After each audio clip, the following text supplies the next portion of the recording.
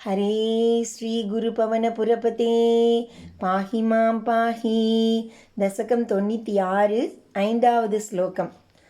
ஞானம் த்வத்பக்ததாம் வா லகு சுக்ருதவசாத் மர்த்யலோகே லபந்தே தஸ்மாத் தத்ரைவ ஜன்ம ஸ்ப்ருஹயதி பகவன் நாககோ நாரகோ வா ஆவிஷ்டம் மாம் து தைவாத் பவஜலநிதி போதாயிதே மர்த்யதேஹே த்வம் கிருத்வா கர்ணதாரம் குருமனுகுண வாதாயிதஸ்தாரயேதாஹ.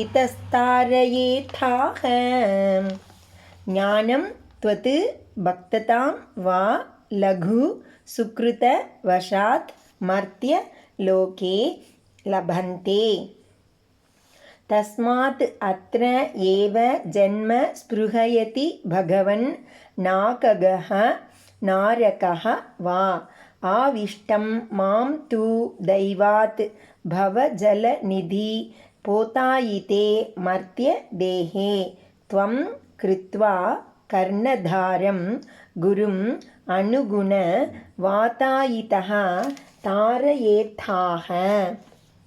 பகவன் இறைவா, மர்த்தியலோகே மனித உலகில் ஞானத்தையோ துவத் பக்ததாம் வா உன்னிடம் பக்தியையோ சுக்ருதவசாத் நல்வினை காரணமாக லகு லபந்தே எளிதில் மக்கள் அடைகின்றனர்.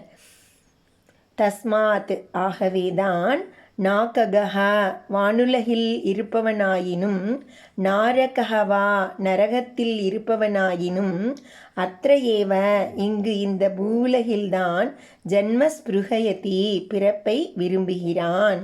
பவஜலநிதி போதாயிதே பிறவி பெருங்கடலை கடக்க உதவும் தோணியாக உள்ள மர்த்திய தேகே மனித உடலில் தைவாத் விதிவசத்தால் ஆவிஷ்டம் புகுந்திருக்கும் மாம் து என்னையும் குரும் ஞானாசிரியனை கர்ணதாரம் கிருத்வா மாலுமியாக ஆக்கி துவம் நீ அனுகுணவாதாயிதஹ அனுகூலமான காற்றாக இருந்து தாரயேதாக கரையேற்றி அருள்வாய்.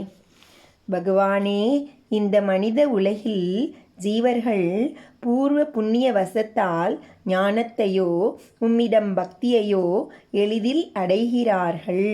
அதனால்தான் ஸ்வர்க்கம் சென்றவனாயினும் நரகம் சென்றவனாயினும் மனித உலகில் மீண்டும் பிறப்பதை விரும்புகிறான். பிறவிக் கடலை கடக்க மரக்கலம் போலிருக்கும் மனித உடலில் தெய்வவசத்தால் புகுந்துள்ள எனக்கு குருவை மாலுமியாக்கி நீரே அனுகூலமான காற்றாகி என்னை கடத்துவிப்பீராக.